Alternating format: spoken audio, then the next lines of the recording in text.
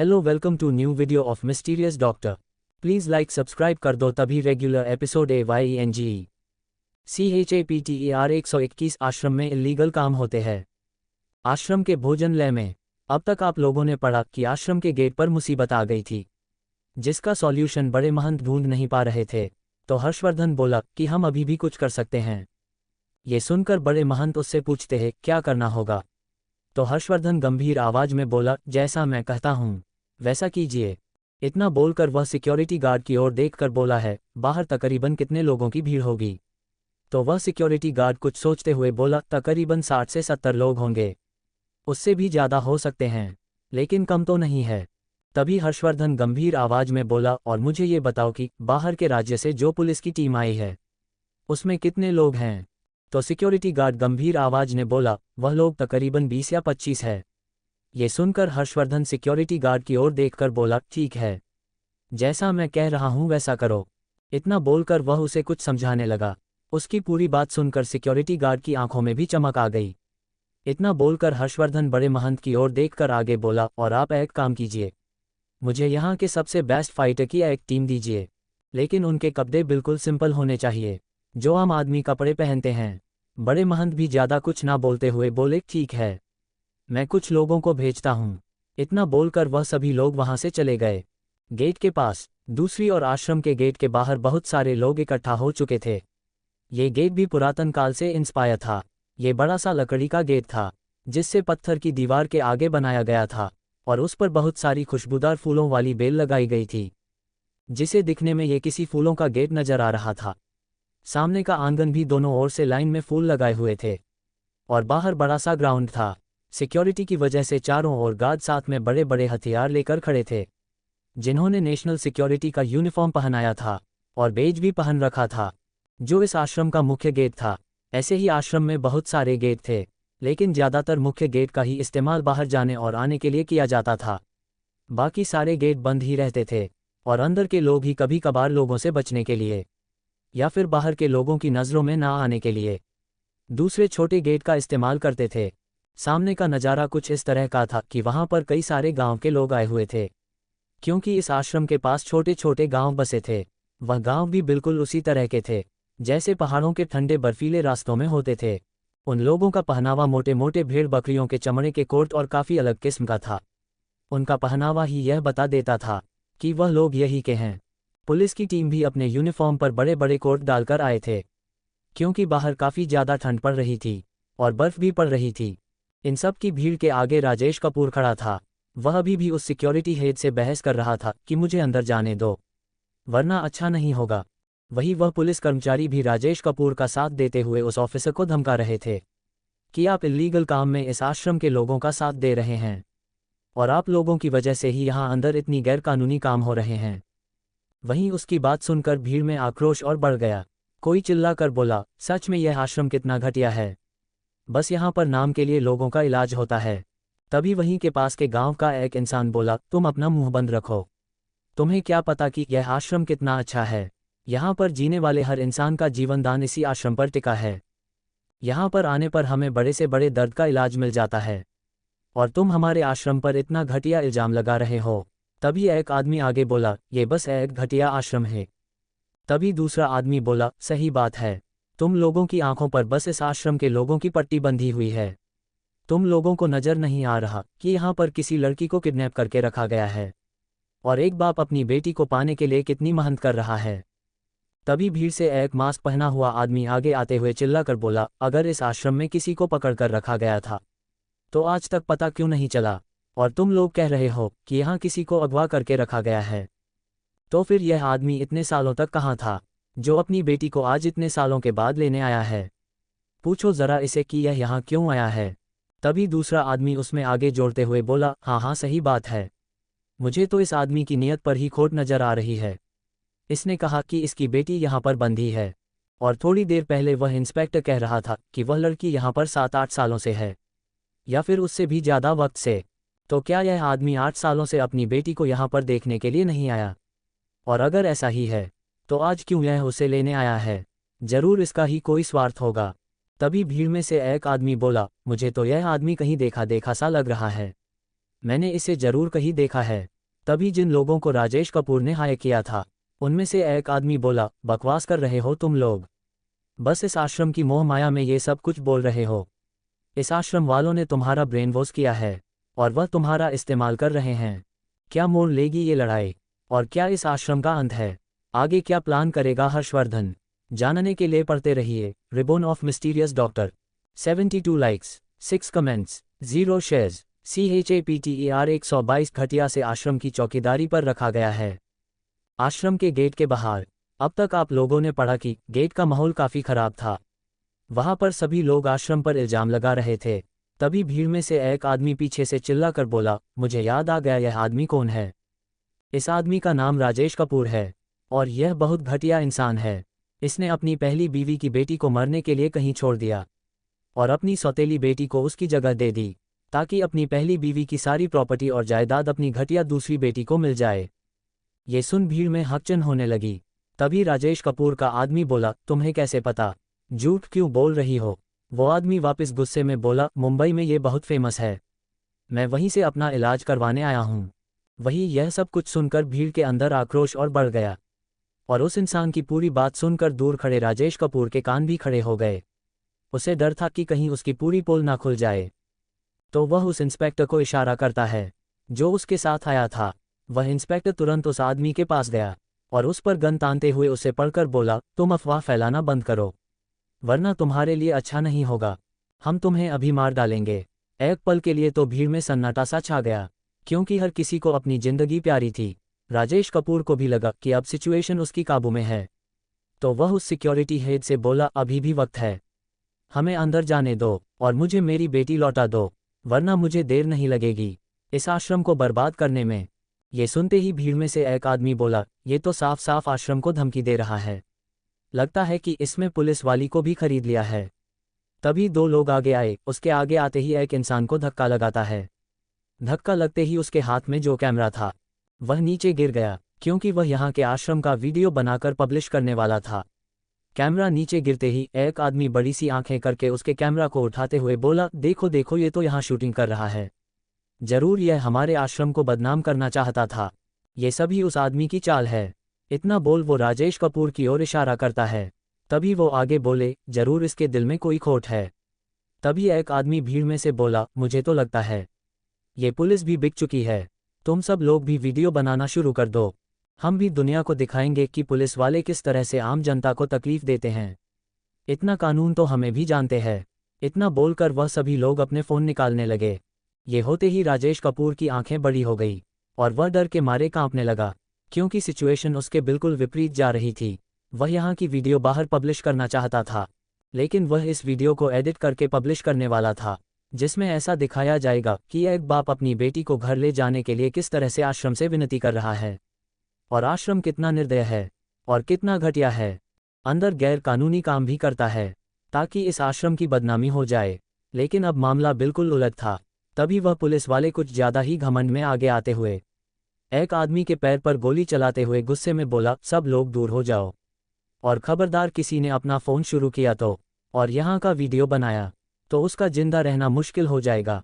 तुम लोग पुलिस वालों के खिलाफ जा रहे हो, तुम्हें पता भी है हम तुम्हारे साथ क्या क्या कर सकते हैं। उस पुलिस वाले की इस हरकत से तो पूरी भीड़ पीछे हट गई और डर के मारे कांपने लगी। वही जिस आदमी को गोली लगी थी वह जमीन पर गिरकर अपना पैर पकड़ लेता है। ये देखकर तो अंदर सीसीटीवी रूम में बैठा हुआ हर्षवर्धन भी गुस्से में दांत पीस लेता है। वह दांत पीसते हुए बोला, लगता है इन लोगों की हिम्मत कुछ ज़्यादा ही बढ़ गई। तभी जो सिक्योरिटी हेड वहां खड़ा था वह गुस्से में उसे पुलिस वाली को देखते हुए बोला, तुम जानते हो कि तुम नेशनल सिक्योरिटी के सामने किसी पर गन फायर कर रहे हो और उसका अंजाम क्या होगा।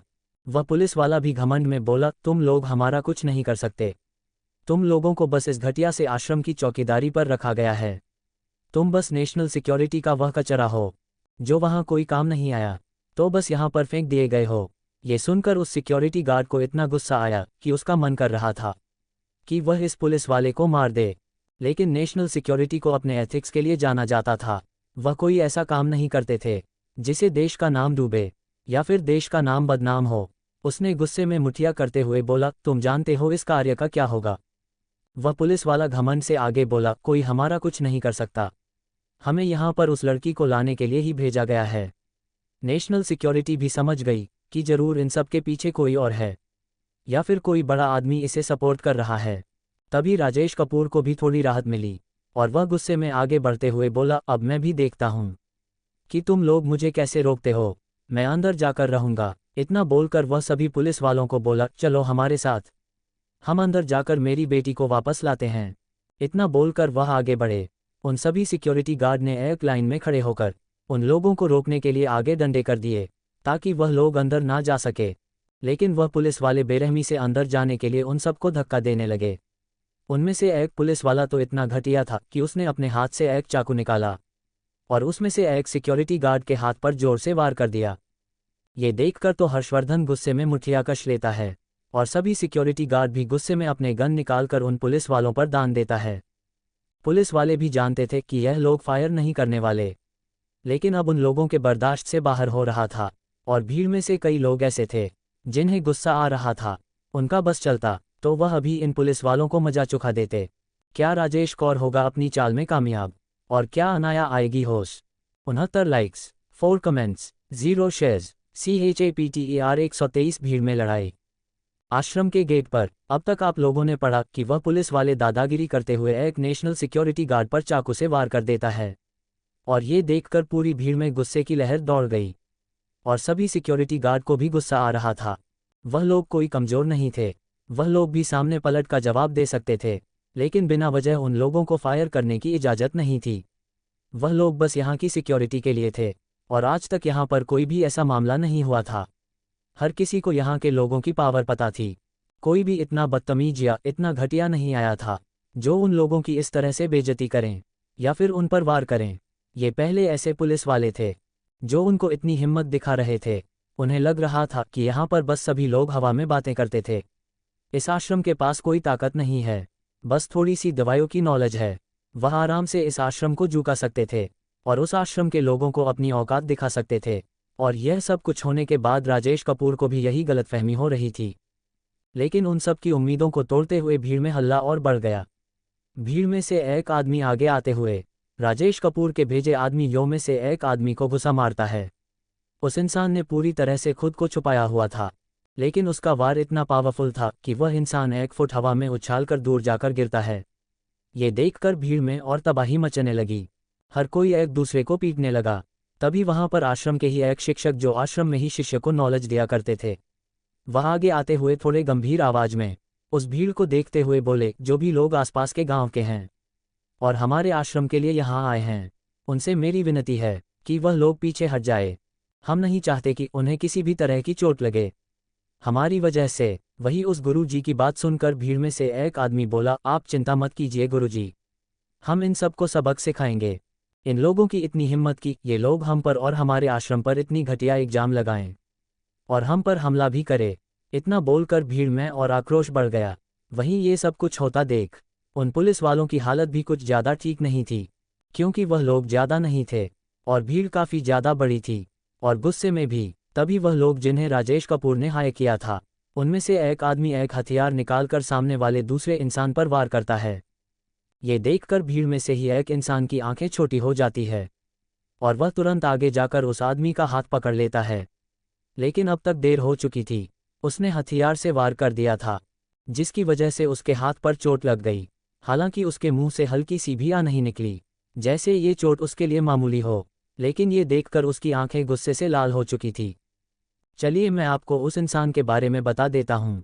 दरअसल उस भीड़ में हर्षवर्धन के कहने से कई सारे आश्रम के ही शिष्य मिल गए थे, लेकिन उसमें आम कपड़ों में खड़े वह शिष्य थे जो वहां पर कुंग-फू और कराटे की प्रैक्टिस करते थे, इसलिए उनकी फिजिकल स्ट्रेंथ बहुत ज़्यादा थी। और यह सब कुछ हर्षवर्धन ने जानबूझकर किया था, क्योंकि उसे पता था कि भीड़ जरूर कभी ना कभी बेकाबू होगी। और अगर भीड़ में खड़े गांव वालों को सुरक्षित रखना है और अगर हमें गांव वालों को बचाना है, तो भीड़ में उन लोगों की ताकत ज़्यादा होनी चाहिए, वह भी छुपी हुई ताकत। इसलिए हर्षवर्धन ने गुरु जी से शिष्य मांगे थे ताकि भीड़ को काबू कर सके और भीड़ की सुरक्षा कर सके।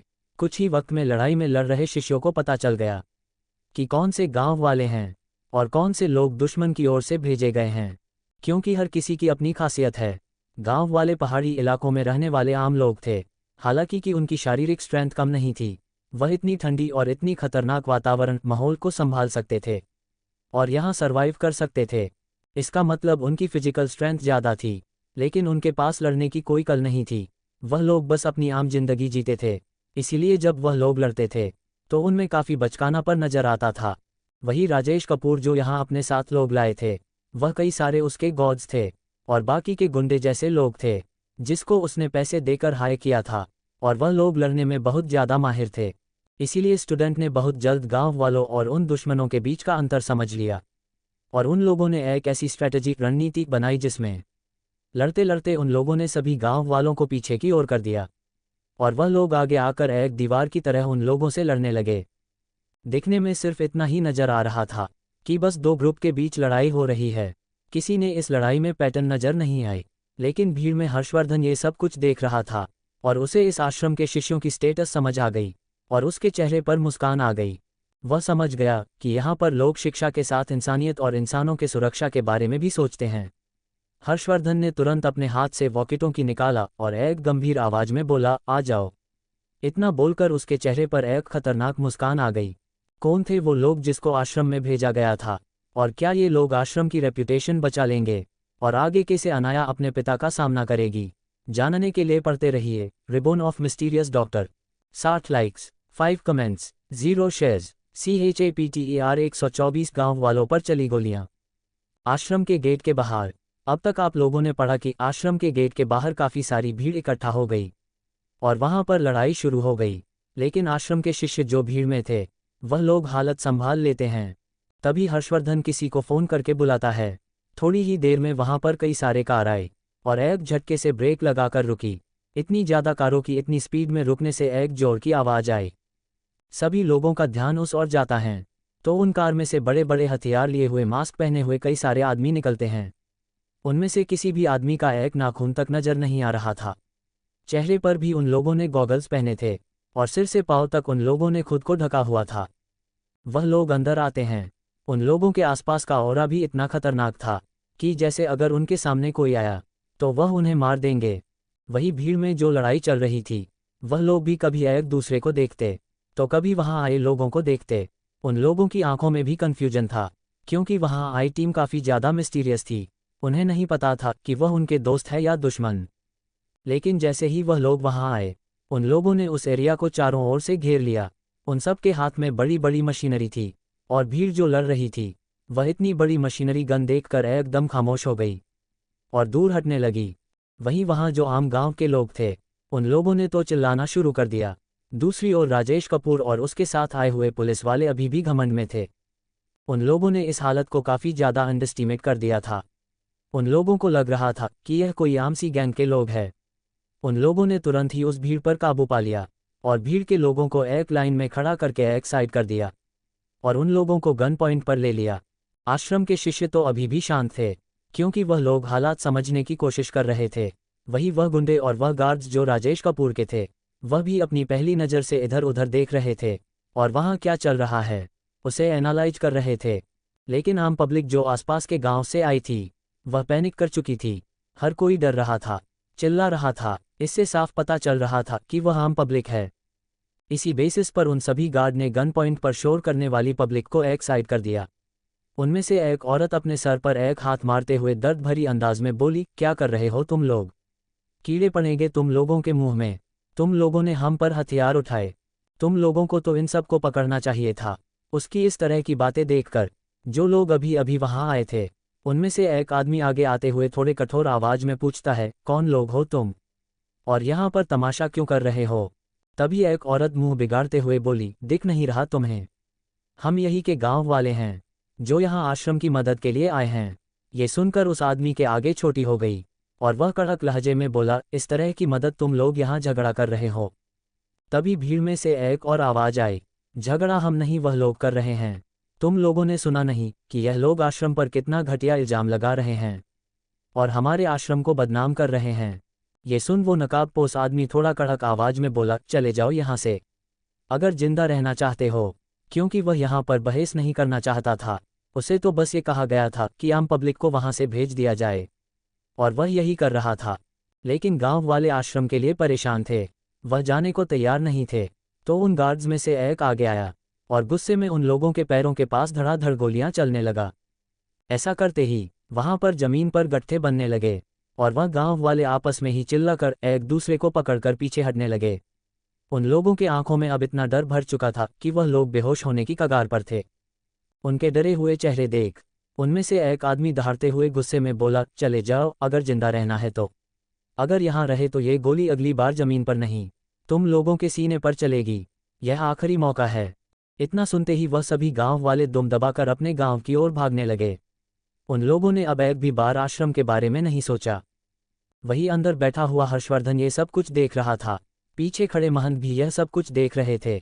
वह थोड़े परेशान और नाराज भाव से हर्षवर्धन से बोले, क्या ये तुम्हारे लोग हैं? ये सुन हर्षवर्धन बिना किसी एक्सप्रेशन की बोला, हाँ तो। उद्धरण चिन्ह। हर्षवर्धन की ऐसी बात सुन महंत बहुत गुस्से में उसे घूरते हुए बोले, तुमने गांव वालों पर गोलियां क्यों चलवाए? हर्षवर्धन एक कड़वी मुस्कान के साथ बोला, आप ही चाहते थे कि आश्रम की रेपुटेशन खराब ना हो और यहाँ से कोई भी मामला बाहर न जाए, तो जाहिर सी बात है कि गांव वाले यहाँ जो भी हो रहा है वह न देख सकते, इसीलिए उसने गांव वालों को इतना डराया ताकि वह वापस लौटकर यहाँ ना आए। वहीं अब बाहर के हालात हर्षवर्धन के काबू में थे। उसने पास खड़े हुए महंत से गंभीर आवाज में कहा, शिष्यों को वापस बुला लो।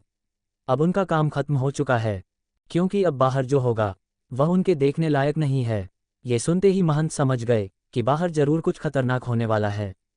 उसने तुरंत थोड़े दूर खड़े हुए एक शिष्य से कहा, सबको सिग्नल भेज दो वापस आने का। क्या आगे का प्लान है हर्षवर्धन का, और क्या होगा आगे राजेश कपूर का?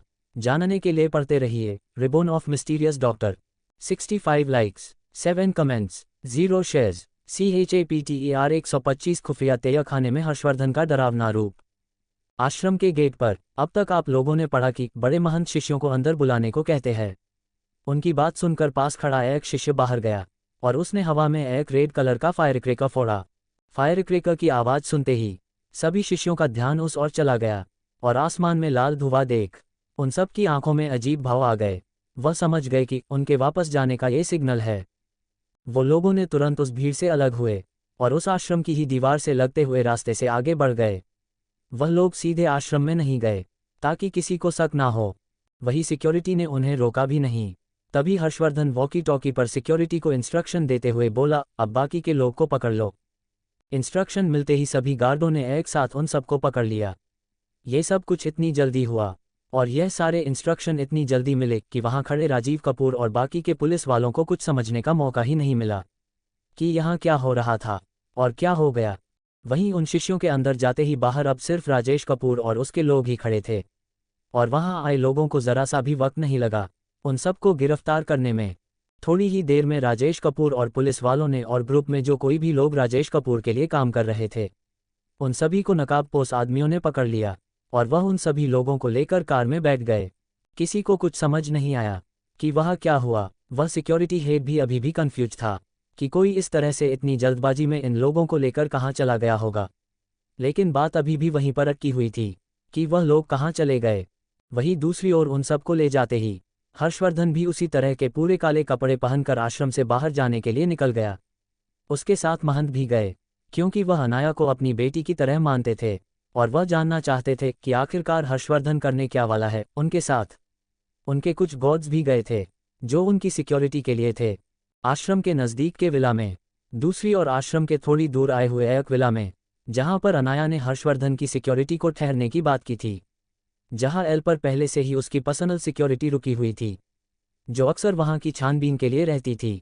दिखने ने ये जगह काफ़ी खुफिया तरीके का विला था जिसमें कई सारे खुफिया कमरे थे, लेकिन यहाँ की हर चीज़ की देख रेख का काम ट्रेन गार्ड्स करते थे, जिसकी वजह से कोई भी विला के आसपास आने की हिम्मत नहीं करता था।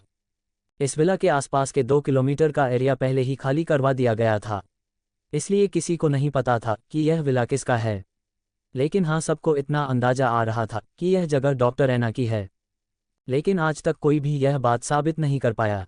लेकिन वहाँ की ट्रेड सिक्योरिटी देखकर कोई कुछ और करने के बारे में भी नहीं सोचता था। इस विला के एक अंडरग्राउंड कमरे में कई सारे लोगों को बांध कर रखा गया था और कुछ लोगों को मारा पीटा जा रहा था। उन सभी लोगों को बेहोश करके यहाँ लाया गया था, इसलिए वह लोग नहीं जानते थे कि यह जगह कौन सी है। वहीं इस विला के एक कमरे में उन पुलिस वालों को भी पकड़ कर रखा गया था। उसके साथ राजेश कपूर भी था। हालांकि उन लोगों पर कुछ लोग गन तान कर खड़े थे, उन्हें बांध कर नहीं रखा गया था, लेकिन वह निगरानी में थे। थोड़ी ही देर में हर्षवर्धन और महंत वहां पहुंच गए। हर्षवर्धन बिना किसी भाव के सबसे पहले उसे कमरे में गया, जहां पर उन सभी गॉड्स और गुंडों को बंद करके रखा गया था, जिसको राजेश कपूर ने हायर किया था। हर्षवर्धन के आते ही उन लोगों पर ठंडा पानी डालकर उन सबको होश में लाया गया था। वहां का माहौल इतना खतरनाक था कि उनमें से कुछ लोग तो डर के मारे कांपने लगे थे, क्योंकि वह लोग अब तक इतना तो समझ चुके थे कि यह कोई आम जगह नहीं है, ना ही उनके सामने खड़े हुए लोग कोई आम लोग हैं। उनमें से एक आदमी हिम्मत करके डरते हुए सामने खड़े हर्षवर्धन की ओर देखकर पूछता है, क्यों पड़ा है हमें, और कौन हो तुम लोग? हर्षवर्धन एक शैतानी मुस्कान के साथ बोला, ये सवाल तो मुझे पूछना चाहिए। किसके कहने पर आए थे और क्या कर रहे थे आश्रम के बाहर तुम लोग? वही हर्षवर्धन की बात सुनकर उन सब के चेहरे के भाव बदल गए। वह समझ गए कि उन लोगों को पकड़ लिया गया है।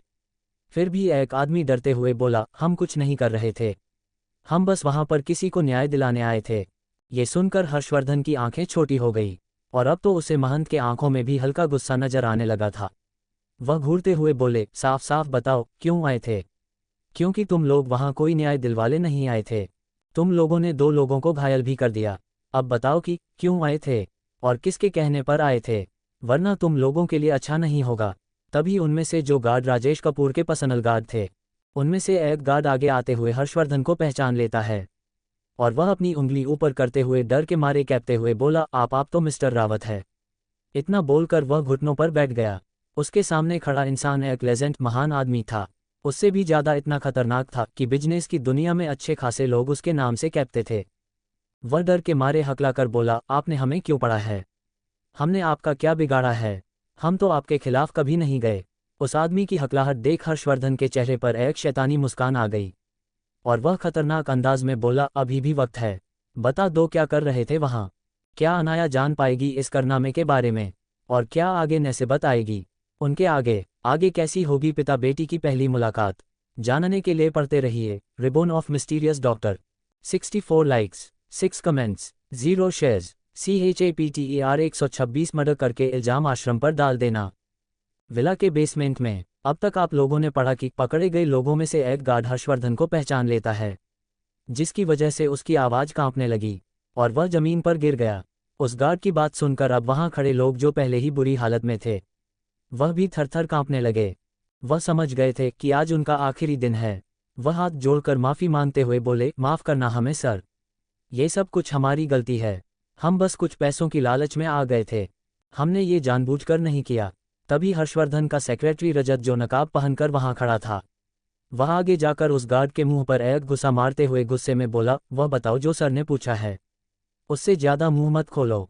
ये सुन एक गार्ड हाथ जोड़कर डरते हुए बोला, सर इन सब में राजेश कपूर का हाथ है, वही हमें यहाँ लाया था। उसकी कंपनी में बहुत ज़्यादा प्रॉब्लम क्रिएट हो रही है, और उसे हर हालत में अपनी बेटी को वापस लेकर जाना था, इसीलिए उसी ने कहा था कि आश्रम की रेपुटेशन खराब कर दो, तो आश्रम वाले लोग अपने आप उनकी बेटी को लौटा देंगे, और यह सारा प्लान उसी का था। ये सुनकर हर्षवर्धन के चेहरे पर एक टेढ़ी मुस्कान आ गई। तभी वहां खड़े बड़े महंत गुस्से में बोले, लेकिन तुम लोगों ने उन गांव वालों पर हमला क्यों किया? उन लोगों ने तुम्हारा क्या बिगाड़ा था? साफ साफ बताओ, तुम करना क्या चाहते थे? ये सुनते ही वह सभी गार्ड्स डर के मारे कांपने लगे। ये सुनकर उन सभी के मुंह से एक आह तक नहीं निकली। वह सभी लोग चुपचाप से सिर झुका लेते हैं। तभी हर्षवर्धन शैतानों की तरह हंसते हुए बोला, तुम लोग चाहते थे कि आसपास के गांव वाले इन सब में शामिल हो, और तुम लोग गांव के कुछ लोगों को मार डालो, और यह अफवाह फैला दो कि यह सब कुछ आश्रम की वजह से हुआ है, तो उस आश्रम को कोई भी नहीं बचा सकता। तुम लोगों की प्लानिंग यही थी कि किसी का मर्डर करके इल्जाम आश्रम पर डाल देना। ये सबसे आसान तरीका है किसी की प्रतिष्ठा को तोड़ने का और उसे अपने आगे झुकाने की। ये कहते हुए उसकी आंखों में खतरनाक चमक और चेहरे पर शैतानी मुस्कान थी, जैसे वह उन लोग का दिमाग साफ साफ पढ़ सकता है। वही हर्षवर्धन की बात सुनकर वहां खड़े 2 गार्ड की आंखें बड़ी हो गई, क्योंकि एग्जैक्टली उन लोगों का वही प्लान था जो हर्षवर्धन ने कहा था। हालांकि वह लोग पहले ही बहुत ज़्यादा मार खा चुके थे। हर्षवर्धन के आदमियों ने उन्हें इतना डरा दिया था कि उनमें से कुछ तो बेहोश पड़े थे और खड़े भी नहीं हो पा रहे थे, और ज़्यादातर तो घुटनों पर आ चुके थे, और कुछ ही लोग खड़े होने के काबिल थे। लेकिन फिर भी उनकी आंखों में झलक रहे आश्चर्य को देखकर कोई भी यह बात बता सकता है कि उन लोगों की साजिश कितनी बड़ी थी। वही बड़े महंत यह सब कुछ सुनकर एक पल के लिए अंदर से कांप गए। जाहिर सी बात है, उन लोगों की प्लानिंग अगर सच हो जाती और वह लोग अपने प्लान में सक्सेस हो जाते तो आश्रम में पढ़ने वाले सभी शिष्यों की जान भी खतरे में आ सकती थी। इस मामले को बड़ा होने में बिल्कुल भी वक्त नहीं लगता। ये सब कुछ सोचकर ही उस महंत के अंदर डर की एक लहर दौड़ गई और उसके चेहरे पर गुस्से के भाव भी आ गए। उन्हें यकीन नहीं हो रहा था कि राजेश कपूर इतना घटिया आदमी हो सकता है कि वह अपने मकसद में कामयाब होने के लिए किसी की जान लेने से भी पीछे नहीं हटेगा। अब बड़े महंत को भी समझा आ गया कि वह उनकी सोच से भी ज़्यादा घटिया आदमी है, जिसने खुद अपनी ही बीवी की परवाह न की हो, ना ही अपनी बेटी की परवाह की हो। वह भला अनजान लोगों की परवाह क्या करता है। उसकी नज़रों में पैसा, पावर और प्रॉपर्टी ही सब कुछ है। वह बस खुद के बारे में सोच सकता है, किसी और के बारे में नहीं। तभी बड़े महंत हर्षवर्धन की ओर देखकर पूछते हैं, वैसे अब तुम इन सब का क्या करने वाले हो? क्या इन्हें पुलिस के हवाले करोगे?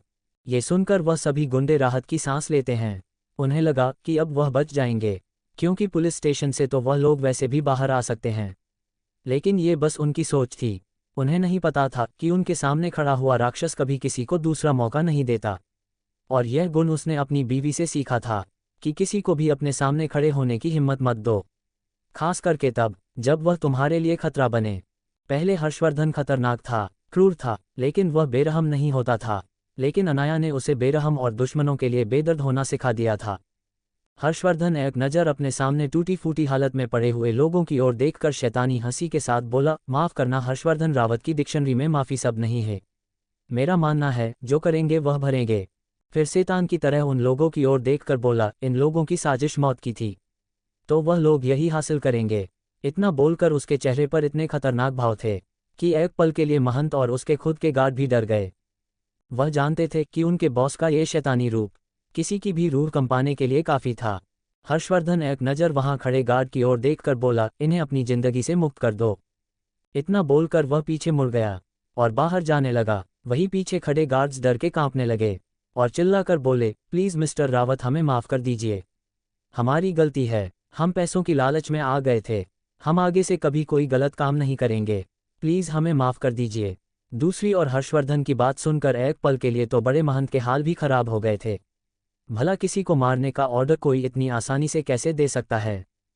क्या हर्षवर्धन का ये खतरनाक रूप बड़े महंत के दिल में हर्षवर्धन की छवि बिगड़ देगा? और क्या आगे चलकर नया मोड़ आने वाला है इस कहानी में? जानने के लिए पढ़ते रहिए reborn of mysterious doctor. 64 likes, 5 comments, 0 shares. CHAPTER 127 समूह हत्याकांड। विला के बेसमेंट में अब तक आप लोगों ने पढ़ा कि हर्षवर्धन उन लोगों को मारने का ऑर्डर दे देता है, क्योंकि उसे जो इन्फॉर्मेशन चाहिए थी वह मिल चुकी थी। वैसे तो उसे पहले से पता था कि वह लोग यहाँ क्यों आए हैं, लेकिन फिर भी वह एक बार सुनना चाहता था। वही उसके मारने के ऑर्डर सुनकर बड़े महंत भी सदमे में जा चुके थे। वह हर्षवर्धन के पीछे जाते हुए उसे थोड़ी परेशान आवाज में पूछते हैं, तुम जानते हो तुमने क्या ऑर्डर दिया है? हर्षवर्धन कठोर आवाज में महंत से बोला, आपको क्या लगता है मुझे उन लोगों के साथ क्या करना चाहिए था? और अगर वह लोग यहाँ से बाहर गए होते तो क्या आश्रम के बाहर जो कुछ हुआ वह यहाँ से बाहर नहीं जाता? महंत भी समझ गए कि हर्षवर्धन क्या कहना चाहता है। वह अपना सर झुकाकर खुद को ही कोसते हुए मन ही मन बोले, पता नहीं अनाया ने इससे शादी क्यों की। तभी उन्हें ख्याल आया कि सच में यह उनकी गलती थी कि उन्होंने हर्षवर्धन को गलत समझा। वह गहरी सांस लेकर मन ही मन बोले, सच में इसके तरीके काफ़ी क्रूर है। वही वह लोग अभी कमरे से बाहर निकले ही होंगे कि पीछे कई सारे गोलियां चलने की आवाज़ आने लगी। गोलियों के साथ साथ लोगों के जितने चिल्लाने की आवाज़ भी आ रही थी, जैसे अंदर कोई समूह हत्याकांड हो रहा हो। और यह सच भी था। हर्षवर्धन के आदमियों ने बड़ी सी मशीन गन लेकर उन सभी लोगों को शूट कर दिया था, जैसे वो लोग इंसान ना होकर कोई जानवर हो। वहीं पीछे बस चीखने चिल्लाने की आवाज़ जे बची थी। हर्षवर्धन के इस तरीके से तो महंत भी डर रहे थे, क्योंकि उन्होंने भी अपनी पूरी जिंदगी में इतनी भयानक दर्दनाक आवाज़ें शायद पहली बार सुनी थी। वह भी एक पल के लिए कांप गए थे। उनको तो ऐसा लग रहा था जैसे वह कोई जंग के मैदान में पहुंच गए हो। कॉरिडोर पूरा होते होते चीखने चिल्लाने की आवाज़ें बंद हो चुकी थी, जैसे किसी कब्रिस्तान में सन्नाटा पसरा हो। वहां बस एक लंबी खामोशी पसर चुकी थी। तभी हर्षवर्धन एक कमरे में जाते हुए सामने खड़े गार्ड से पूछता है, क्या उन लोगों ने अपना मुंह खोला? तो वह गार्ड सर झुकाकर बोला, नहीं बॉस, हमने कई बार उन लोगों से पूछताछ की, कई सारे मेथड अपनाए, लेकिन वह लोग अपना मुंह खोलने के लिए तैयारी नहीं है। ये वही लोग हैं जिन्होंने अनाया पर जहर भरे चाकू से वार किया था। तभी हर्षवर्धन एक गहरी सांस लेकर बोला, ठीक है, तुम लोगों को पता चला कि यह पुलिस वाले कहाँ से आए हैं और किसके लिए काम करते हैं। ये सुनकर वो गार्ड थोड़ा डरते हुए बोला, नहीं, बस अब तक हम लोगों को इस बारे में कुछ भी पता नहीं चला है कि यह लोग किसके लिए काम कर रहे हैं और इन लोगों का मकसद क्या है। हम पता करने की कोशिश कर रहे हैं, बहुत जल्द पता चल जाएगा। वहीं गार्ड की बात सुनकर हर्षवर्धन गुस्से में मुठिया कर लेता है। तभी रूम का दरवाजा खुलता है और सेक्रेटरी रेशमा अंदर आते हुए हर्षवर्धन के आगे कॉफ़ी रखते हुए सर झुकाकर बोली, वह बॉस आपके लिए कॉफ़ी। ये सुनकर वह गार्ड सेक्रेटरी रेशमा को ऐसे देखते हैं जैसे वह कोई आठवां अजूबा हो, क्योंकि इतनी क्रिटिकल सिचुएशन में और गंभीर माहौल में कॉफ़ी कौन लाता है। वहाँ पर कितनी सीरियस डिस्कशन चल रही थी, लेकिन हर्षवर्धन ज़्यादा कुछ नहीं सोचता और कॉफ़ी हाथ में लेते हुए पीने लगता है। कॉफ़ी का एक सिप लेते ही उसे याद आता है कि यह तो बिल्कुल वैसी ही कॉफ़ी है जैसी अनाया पीती थी। उसने अनाया की खुद के लिए बनाई हुई कॉफ़ी कई बार टेस्ट की थी और उसे वह पसंद भी थी। वही अनाया का जिक्र मन में होते ही हर्षवर्धन के चेहरे पर मुस्कान आ गई। वह दिल ही दिल में अपनी बीवी के ख्यालों में खो रहा था। तभी उसे याद आया कि उसकी बीवी अकेली बेहोश लेटी हुई है। उसे होश आने को होगा। उसे जल्द से जल्द यहाँ का मामला निपटाकर वापस अपनी बीवी के पास जाना होगा। ये याद आते ही वो कड़क आवाज में अपने गार्ड से बोला, तुम लोग किस बात का इंतजार कर रहे हो? जल्द से जल्द पता लगाओ कि यह पुलिस वाले कौन है और किसके लिए काम कर रहे हैं। मैंने तुम लोगों को यहाँ टाइम पास करने के लिए नहीं बिठाया है। वहीं सेक्रेटरी रजत अपने बॉस को गुस्से में देखकर डरते हुए बोला, वह बॉस अभी पता करते हैं, आप चिंता मत कीजिए, हमें अभी पता चल जाएगा। तभी रेशमा कांच की दूसरी साइड बैठे हुए पुलिस वालों को देखते हुए अपनी आंखें छोटी कर लेती है और उन पुलिस वालों को कांच के उसे और देखते हुए गंभीर आवाज में बोली, तुम लोगों को ऐसा क्यों लगता है कि यह लोग पुलिस वाले हैं? ये सुनते ही सभी लोग आंखें बड़ी करते हुए रेशमा को देखते हैं, जैसे वह लोग पूछ रहे हो, कहना क्या चाहती हो? तो रेशमा एक टेढ़ी मुस्कान के साथ बोली, तुम लोगों को नजर नहीं आ रहा कि उन लोगों के हाथ में जो हथियार है वह कभी गवर्नमेंट एम्प्लॉय के पास नहीं होता। उन लोगों के हाथ में पड़ी हुई गन भी शॉर्ट रेंज गन है और यह मॉडल मेड इन जर्मन है। ये शॉर्ट रेंज के लिए काफ़ी मशहूर है। इतना ही नहीं, उनकी यूनिफॉर्म, उनका कलर कुछ ज़्यादा ही ब्राउन यानी कि खाकी है। उतना ही नहीं, उनके यूनिफॉर्म के ऊपर लगा हुआ बेज वह ओरिजिनल साइन नहीं दे रहा और एक इंसान ने तो बेज भी गलत पहना है। यहाँ तक कि इसका पहनावा, उनके बालों की कटिंग और उनके जूते, हर चीज़ चिक चिक कर कह रही है कि यह कोई असली पुलिस नहीं है। तुम लोगों को ऐसा क्यों लग रहा है कि यह लोग पुलिस वाले हैं? वही सेक्रेटरी रेशम की कोई भी चीज़ एनालाइज करने की स्किल देखकर तो सभी लोग हक्के बक्के थे। उन लोगों को यकीन नहीं हो रहा था कि उनके सामने खड़ी हुई लड़की किसी इंसान को ऊपर से नीचे तक स्कैन करने के बाद उनके बारे में इतना सब कुछ बता देगी। रेशम के कहने के बाद हर्षवर्धन ने भी इस बात पर गौर किया। तभी हर्षवर्धन अपने गार्डों की ओर देखते हुए कड़क आवाज में बोला, क्या तुम लोगों को भी पता नहीं चला कि ये पुलिस वाले नहीं है? तभी सेक्रेटरी रजत चीख चीख कर माफ़ी मांगते हुए बोला, माफ़ कीजिएगा सर, लेकिन ये पता करना मुश्किल है ये कौन लोग हैं, क्योंकि उन लोगों के पास जो भेजी था वह असली था। उनको हमने स्कैन किया था और स्कैनिंग में यह ओरिजिनल पुलिस भेज ही नजर आ रहा था, इसलिए हम लोगों को शक नहीं हुआ। क्या हर्षवर्धन असली गुनहगार को पकड़ लेगा और किसको होगी अनाया को मारने की जल्दी? क्या होगा आगे जन्नेब के लिए, वो जानने के लिए पढ़ते रहिए ribbon of mysterious doctor. 66 likes, 6 comments, 0 shares. CHAPTER 128 secretary Reshma की अमेजिंग स्किल। विला के एक खुफिया रूम में अब तक आप लोगों ने पढ़ा कि किस तरह से हर्षवर्धन को पता चलता है कि वह कोई असली पुलिस वाले नहीं है और हर्षवर्धन अपने आदमियों पर गुस्सा करता है। तभी सेक्रेटरी रजत परेशान होकर पूछता है, मैं अभी पता करके बताता हूँ, बस ये लोग कौन है? इतना बोलकर वह बाहर जाने लगा। तभी सेक्रेटरी रेशमा कुछ सोचते हुए बोली, तुम सबसे पहले इन लोगों का डेटा क्रिमिनल लिस्ट में चेक करना, खास करके उन क्रिमिनल्स में जो शूटआउट में मारे गए हो या फिर गुमनाम जिंदगी जी रहे हो, तुम्हें उनकी इन्फॉर्मेशन उसमें मिल जाएगी। इतना बोलकर वह बाहर जाने लगी। वही उसकी बात सुनकर वह लोग वापस चौंक गए। एक मामूली सी सेक्रेटरी को इतना सब कुछ कैसे पता और वह इतनी एक्यूरेसी से किसी को एनालाइज कैसे कर सकती है? लेकिन सेक्रेटरी रजत को अब तक इतना तो पता चल चुका था कि रेशमा कोई आम लड़की नहीं है। उसने तुरंत अपनी गार्डों को इंस्ट्रक्शन दिए उन लोगों के बारे में पता लगाने के लिए, और जैसा कि उसने सोचा था, जैसा रेशमा ने कहा, उन लोगों का नाम उस लिस्ट में था, जिनमें से कुछ एनकाउंटर में मारे गए थे तो कुछ भाग गए थे। तो कुछ लोग गुमनाम जिंदगी जी रहे थे। वहीं अब हर्षवर्धन के स्टाफ के बीच रेशमा की इज्जत और ज़्यादा बढ़ गई थी, क्योंकि रेशमा सच में काफ़ी एक्स्ट्रा ऑर्डिनरी पर्सनैलिटी रखती थी। और अब तक तो हर्षवर्धन भी समझ चुका था कि रेशमा कोई आम लड़की नहीं है, वह एक काबिल सेक्रेटरी है।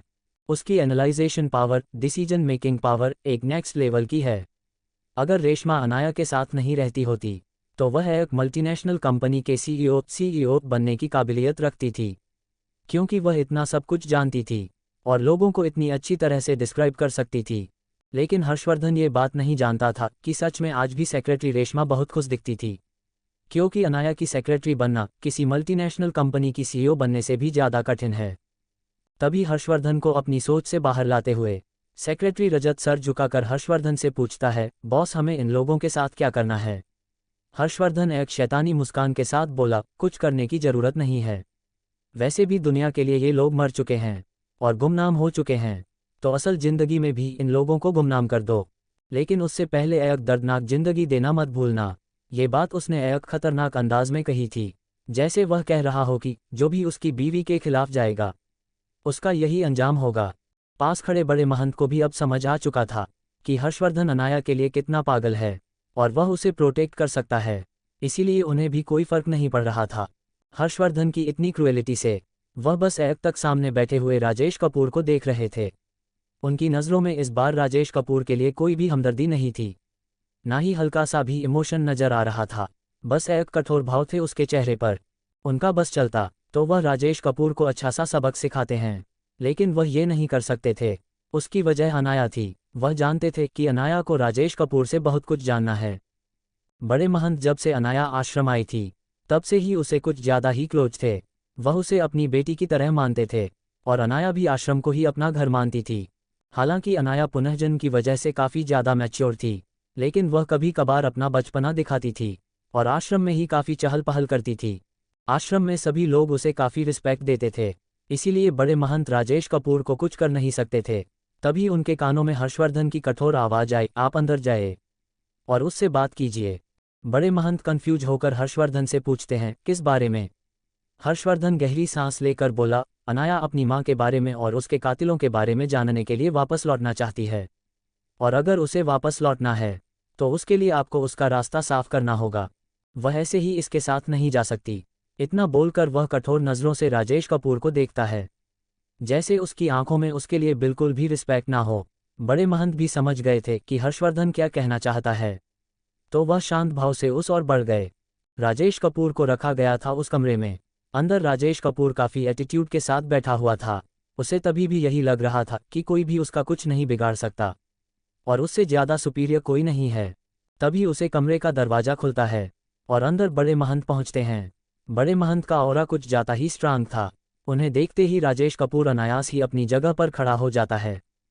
जाहिर सी बात है, बड़े महंत कई सालों से आध्यात्मिक जीवन जीते आए थे और उनका लक्ष्य सिर्फ समाधि में बैठना और लोगों का इलाज करना ही था।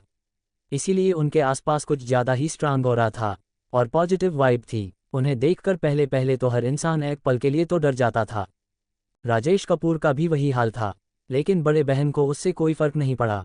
वह एक नज़र ऊपर से नीचे तक अपनी गहरी नज़रों से राजेश कपूर को घूरते हैं, जैसे उसे स्कैन करके देख रहे हो कि इसमें हल्की सी भी अच्छाई बची है या फिर यह अपनी सारी इंसानियत को खो चुका है।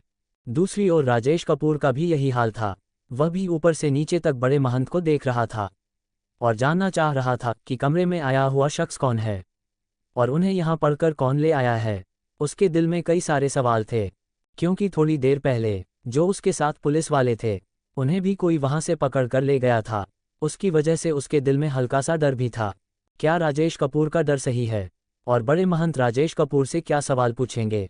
जानने के लिए पढ़ते रहिए ribbon of mysterious doctor. 66 likes, 6 comments, 0 shares. CHAPTER 129। वो इलाज के बाद यहाँ से चली गई हो। सिगरेट बेस में अब तक आप लोगों ने पढ़ा कि राजेश कपूर और बड़े महंत आमने सामने थे और दोनों ही एक दूसरे को काफ़ी इंटेंस नज़रों से घूर रहे थे। बड़े महंत चलकर राजेश कपूर के सामने गए और कुर्सी पर शांत भाव से बैठ गए। थोड़ी देर उस कमरे में इस तरह से खामोशी छाई रही, जैसे वहां पर कोई कब्रिस्तान का सन्नाटा छाया हुआ हो। अब राजेश कपूर से बर्दाश्त नहीं हुआ, तो वह बेचैन आवाज़ में पूछता है, कौन है आप और आपने मुझे क्यों पकड़ा है? उसकी बात सुनकर बड़े महंत गंभीर आवाज में पूछते हैं, ये सवाल तो मुझे पूछना चाहिए। तुम कौन हो और पिछले कुछ वक्त से क्यों आश्रम के पीछे पड़े हुए हो? यहाँ तक कि तुमने आश्रम में कई सारी परेशानियां भी खड़ी कर दी, और तुम आश्रम को बदनाम करने की भी कोशिश कर रहे हो। चाहते क्या हो? ये सुन राजेश कपूर थोड़ा गुस्से में बोला, आप लोगों ने मेरी बेटी को वहां पर किडनैप करके रखा है, तो मैं कैसे चुप बैठ सकता हूँ? ये सुनकर बड़े महंत उसे अपनी आंखें छोटी करते हुए बोले, कौन सी बेटी? उद्धरण चिन्ह। और किसकी बात कर रहे हो? तुम हर किसी को पता है कि आश्रम में सिर्फ लड़के ही शिष्य के रूप में भर्ती होते हैं, और जो भी वहां पर औरतें या महिलाएं हैं वह बस वहां पर अपना इलाज करवाने के लिए आए हैं या फिर आश्रम की देखरेख करने के लिए है। ये सुनकर राजेश कपूर तुरंत अपनी बेचैन आवाज में पूछता है, कहना क्या चाहते हो? मेरी बेटी को मैंने खुद यहाँ छोड़ा था, वह बीमार थी, उसका इलाज के लिए। ये सुनकर बड़े महंत इस तरह से नाटक करते हैं जैसे उसे कुछ पता ही ना हो, और वह कंफ्यूज आवाज में पूछते हैं, क्या मतलब है तुम्हारा? कौन है तुम्हारी बेटी? ये सुन राजेश कपूर गंभीर आवाज में बोला, अनाया कपूर, मेरी बेटी। ये सुनते ही बड़े महंत गंभीर आवाज में आगे बोले, मतलब क्या है तुम्हारा? अगर तुम्हारी बेटी यहाँ इलाज के लिए आई थी तो मुझे क्यों नहीं पता? तुम कब छोड़कर गए थे उसे यहाँ? तो राजेश कपूर थोड़ी शर्मिंदगी भरी आवाज में बोला, तकरीबन 8-9 साल पहले वो यहाँ आई थी। ये सुनते ही बड़े महंत के चेहरे पर एक कुटिल मुस्कान आ गई, और वह थोड़ी मजाकिया अंदाज में राजेश कपूर से पूछता है, क्या तुम्हें नहीं लगता कि 7-8 साल कोई छोटा वक्त नहीं होता, और किसी का भी इलाज इतने सालों तक नहीं चलता है? अगर तुम्हारी बेटी यहाँ इलाज के लिए आई थी तो पिछले 8 सालों से तुम कहाँ गए थे जो तुम अब उसे यहाँ लेने आए हो? और क्या पता वो इलाज के बाद यहाँ से चली गई हो। ये सुनते ही राजेश कपूर के पैरों तले जमीन खिसक गई कि अगर अनाया अगर आश्रम में नहीं होगी तो वो क्या करेगा? फिर वो खुद को ही समझते हुए बोला, नहीं वो यहीं पर ही है, और मैं उसे इसीलिए लेने नहीं आया था कि मेरे घर में कुछ फैमिली प्रॉब्लम चल रही थी, इसलिए मैं उसे लेने नहीं आ पाया। इसका मतलब यह नहीं है कि तुम मेरी बेटी को अपने पास कैद करके रखो। उसकी बात सुनकर बड़े महंत उसे घूरते हुए बोले, तुमने कहा कि वो तुम्हारी बेटी है? क्या मजाक है? जिस आदमी को 8 सालों तक अपनी बेटी का ख्याल भी नहीं आया, यहाँ तक कि उसने एक भी बार यहाँ आकर उसे देखने की जहमत तक नहीं उठाई। देखने आना तो दूर की बात है, मुझे तो नहीं लगता कि आज तक कभी किसी ने अनाया कपूर नाम की लड़की की इंक्वायरी तक की है। वह इंसान आज सालों के बाद मुंह उठाकर यहाँ आता है और कहता है कि उसकी बेटी को आश्रम वालों ने किडनैप करके रखा है। ये सुनकर तो राजेश कपूर इधर उधर अपने नजरें चुराने लगा, क्योंकि वह जानता था कि यह सवाल उसको सच का आईना दिखा रहा है, और यह काफी शर्मनाक सवाल था, लेकिन फिर भी वह बेशर्म आदमी था। वह दांत पीसकर बोला, जी लेकिन मैं किसी प्रॉब्लम की वजह से नहीं आया हूँ। अब तो मैं आया हूँ, तो मुझे मेरी बेटी लौटा दो। ये सुनकर बड़े महंत एक कड़वी मुस्कान के साथ बोले, ठीक है लौटा दूंगा, लेकिन पहले ये बताओ कि इतने सालों के बाद ही तुम उसे क्यों लेने आए हो? वजह क्या है? तो राजेश कपूर अपनी आवाज में चाशनी घोलते हुए बोले, बस मेरी प्रॉब्लम सॉल्व हो चुकी है, और अब वह बड़ी हो चुकी है, तो मुझे उसके प्रति अपनी जिम्मेदारी भी पूरी करनी होगी। उसके लिए अच्छा लड़का देखकर उसकी शादी भी करवानी होगी। ये सुनते ही बड़े महंत की मुठिया कस गई थी। उससे भी ज्यादा कोई ऐसा इंसान था जिसके अंदर आग लग चुकी थी। वह कोई और नहीं, वह था वन साइड मिरर के पीछे बैठा हुआ हर्षवर्धन रावत, जो अपनी बीवी की शादी की बात सुनकर ही अंदर से दानव बन चुका था। उसको अनाया पर किसी की नजरें बर्दाश्त नहीं थी, और उसके सामने बैठा हुआ वह आदमी उसकी ही बीवी की शादी की तैयारी कर रहा था। वह बहुत मुश्किल से अपनी गुस्से को काबू करके बैठा था। तभी बड़े महंत उसे बिना भाव के देखते हुए बोले, ठीक है तुम उसे ले जा सकती हो, लेकिन अब वह कोई छोटी बच्ची नहीं है। जब वह आई थी वह टीनेजर थी, और उसकी कस्टडी तुम्हारे पास थी, इसलिए तुम उस पर अपनी मनमर्जी थोप सकते थे। लेकिन अब वह इस आश्रम की बेटी है, और आश्रम के हर शिष्य और हर गुरु उसे अपनी बेटी की तरह प्यार देते हैं, और हर कोई उसकी इज्जत करता है। अगर वह खुद चाहेगी तो वह तुम्हारे साथ जा सकती है, तुम उसे फोर्स नहीं कर सकते। मैं बस तुम्हें उससे मिलता सकता हूँ। इतना बोलकर उनकी आंखों में एक अजीब भाव आ गए, जैसे वह कहना चाहते हो कि तुम्हारी औकात नहीं है अनाया के बाप कहलाने की। वही राजेश कपूर को तो यही चाहिए था, वह बस एक बार अनाया से मिलना चाहते थे। तो वह गंभीर आवाज में बोले, ठीक है मिलवा दीजिए, मैं उसे मना लूंगा मेरे साथ जाने के लिए। आखिरकार मैं उसका पिता हूँ, वह अपने पिता की बात नहीं टालेगी। क्या अनाया की शादी की बात सुन हर्षवर्धन बैठेगा चुप? और क्या राजेश कपूर मानेगा अपनी गलती? और क्या अनाया लौटेगी वापस? जानने के लिए पढ़ते रहिए reborn of mysterious doctor. 65 likes. 7 comments, 1 shares. CHAPTER 130 तुम्हें अपने इशारों पर नचाना है। अब तक आप लोगों ने पढ़ा कि बड़े महंत और राजेश कपूर की बात होती है और राजेश कपूर अनाया को ले जाने की बात करते हैं, तो बड़े महंत वह सब कुछ अनाया पर छोड़ देते हैं और राजेश कपूर को भी यही लगता है कि अनाया ने यहाँ पर काफ़ी बुरी जिंदगी जी है, तो वह अपने पिता के साथ जाने के लिए तैयार हो जाएगी। वह काफ़ी ओवर कॉन्फिडेंस थे इस बात के लिए कि अनाया उनकी बात कभी नहीं टालेगी, इसीलिए वह बड़े महंत को बेफिक्री से कहते हैं, बस आप मुझे एक बार अनाया से मिलवा दीजिए। आश्रम में दूसरी ओर आश्रम में अनाया को होश आ चुका था। वह सहमी हुई नज़रों से इधर उधर देखते हैं। वह जानना चाह रही थी कि वह कहाँ पर है, लेकिन उससे कुछ खास याद नहीं आता। उसे बस इतना याद आता है कि वह आखिरी बार हर्षवर्धन के पास थी। वह इधर उधर देखती है तो वह अपने कमरे में आ चुकी थी, तो उसे हर्षवर्धन के लिए डर लगने लगा, क्योंकि वह जानती थी कि आश्रम के अंदर अगर कोई अनजान शख्स दिखता है तो आश्रम के लोग क्या करते हैं। वह परेशान होकर अपनी बिस्तर से खड़े होने की कोशिश करती है, लेकिन जहर की वजह से उसके शरीर में अभी भी कमजोरी थी।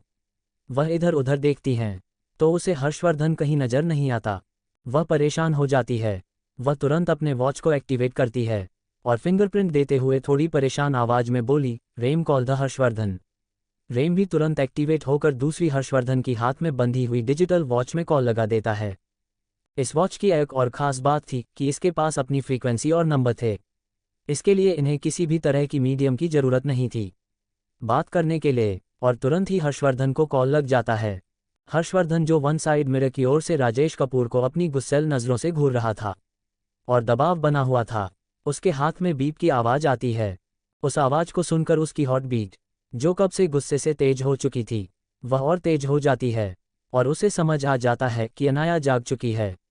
वह तुरंत अपनी 2 उंगली से उसे रूम को खाली करवाता है। वहां खड़ा हुआ उसका सेक्रेटरी रजत और सभी गार्ड्स तुरंत उस कमरे से बाहर चले जाते हैं। उनके बाहर जाते ही हर्षवर्धन वॉच में अपने फिंगरप्रिंट देखकर उस फोन को उठता है। फोन उठाते ही अनाया से परेशान आवाज में पूछता है, तुम उठ गई? तभी अनाया बेचैन आवाज में उसे पूछती है, कहाँ हो तुम? उद्धरण चिन्ह, तुम मुझे कहीं नजर क्यों नहीं आ रहे? ये कहते हुए भी अनाया की आवाज लड़खड़ा रही थी। वह अभी भी काफी कमजोरी महसूस कर रही थी। अनाया की आवाज सुनकर हर्षवर्धन जो कब से बेचैन हो रहा था, वह शांत होते हुए अनाया से बोला, मैं अभी तुम्हारे पास आ रहा हूँ, बस कुछ काम निपटाना के लिए बाहर आया था। तुम अपनी जगह से खड़े मत होना, तुम अभी भी काफी बीमार चल रही हो। इतना बोलकर वह अपनी जगह से खड़ा होते हुए उस विला से बाहर जाने लगा। उसे इस तरह से भागता देख उसका सेक्रेटरी भी परेशान हो गया। वह भी उसके पीछे जाना चाहता था, लेकिन हर्षवर्धन उसे आने से मना कर देता है और वह तुरंत अनाया के पास जाने के लिए निकल गया। अनाया के रूम में हर्षवर्धन तेज कार चलाकर जब अनाया के पास पहुंचता है तो वह देखता है अनाया बिस्तर पर टेक लगाकर बैठी हुई है और उसके हाथ में कुछ किताबें हैं जो वह पढ़ रही है। अनाया को देखते ही हर्षवर्धन दौड़ते हुए उसके पास गया और उसे अपनी बाहों में कसते हुए एक लंबी गहरी सांस लेता है, जैसे उसका सुकून उसे मिल गया हो। उसकी सांसें भी भारी चल रही थी। इस वक्त अगर कोई उसे देखता तो कोई यह नहीं कहता कि वह 28 साल का मैच्योर आदमी है, जिसके नाम से पूरी दुनिया में डंका बजता है और अंडरवर्ल्ड की दुनिया में भी उसके नाम का तहलका मचाता है। इस वक्त वह किसी बेचैन इंसान की तरह नजर आ रहा था, जो अपनी राह भटक गया हो और अनाया उसकी मंजिल हो और उसका सुकून हो। अनाया भी उसकी तेज हॉट बीट महसूस करके उसके सर को सहलाते हुए मुस्कुराकर बोली, क्या हुआ हब्बी, तुम परेशान लग रहे हो? हर्षवर्धन उसे ऐसे ही अपनी बाहों में करते हुए उसके कान पर अपने गर्म सांस छोड़ते हुए गुस्से में बोला, एक बार ठीक हो जाओ, बाद में मैं तुम्हें बताऊंगा कि मैं क्यों गुस्सा हूं। और तुमने इतनी बड़ी बात मुझे नहीं बताई और तुमने अपने अंदर जहर फैलने पर भी ध्यान नहीं दिया। तुम जानती हो मैं तुम्हारे लिए कितना परेशान हो गया था। अनाया समझ गई कि हर्षवर्धन उसे लेकर डर रहा था। अनाया उसे अपनी बाहों में और करते हुए उसे शांत करवाते हुए बोली, तुम शांत हो जाओ, मैं इतनी जल्दी तुम्हारा पीछा नहीं छोड़ने वाली। अभी तो पूरी जिंदगी तुम्हें परेशान करना है और अपने इशारों पर नाचना है। तुम्हें क्या लगा तुम इतनी जल्दी मुझसे छुटकारा पालोगे? उसकी बात सुनकर हर्षवर्धन के चेहरे पर भी मुस्कान आ गई। वह उसे अपनी बाहों के घेरे से आज़ाद करके हल्का सा दूर करते हुए उसकी आंखों में आंखें डालकर गहरी आवाज में बोला, बीवी आगे से ऐसा कभी मत करना। तुम जानती हो कि मैं तुम्हें खोने से डरता हूँ। आज तक मेरे अंदर यह डर कभी नहीं आया, और शायद मॉम डैड के जाने के बाद तो डर क्या है, मैं वह चीज़ ही भूल चुका था। लेकिन आज तुमने मुझे एहसास करवा दिया कि किसी को खोने का डर क्या होता है। उसके आंखों में नजर आ रहे दर्द को देखकर अनाया के दिल में एक टीस सी उठी। वह उसके होठों पर अपने होंठ जोड़ते हुए एक डिप किस करने लगी, जैसे वह खुद को और हर्षवर्धन को यकीन दिला रही हो कि वह दोनों ही एक दूसरे को पूरा करते हो। एक लंबी पैशनेट किस के बाद उसे दूर होते हुए अनाया उसकी आंखों में देखते हुए विश्वास भरी आवाज में बोली, तुम चिंता मत करो, मुझे कुछ नहीं होगा। जब तक मैं हूं तब तक तुम्हें कुछ नहीं हो सकता, और जब तक तुम हो तब तक मुझे कुछ नहीं हो सकता। इसीलिए हम एक दूसरे को पूरा करते हैं, तो डरना छोड़ दो। इतना बोलकर वह वापस उसे गले लग गई। क्या अनाया की यह बात होगी गलत? क्या आने वाला तूफान करेगा इन दोनों को जुड़ा? जानने के लिए पढ़ते रहिए ribbon of mysterious doctor. 73 likes, 6 comments, 0 shares. Thanks for watching. Please like subscribe कर दो, तभी नेक्स्ट एपिसोड आएगा।